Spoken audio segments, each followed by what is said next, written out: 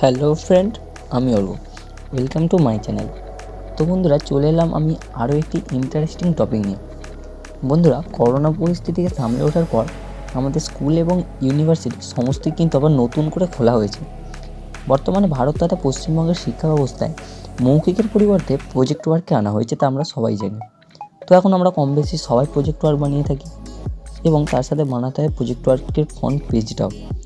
তো আমরা কি করি, পাশে থাকা কোনো সাইবার ক্যাফেতে যাই আর বানিয়ে নিয়ে চলে আসি। আবার আমাদের অনেক সময় এই প্রবলেমটিতে পড়তে হয় যখন সেটি পছন্দ মতো না হয় বা মনের মতো না হয়।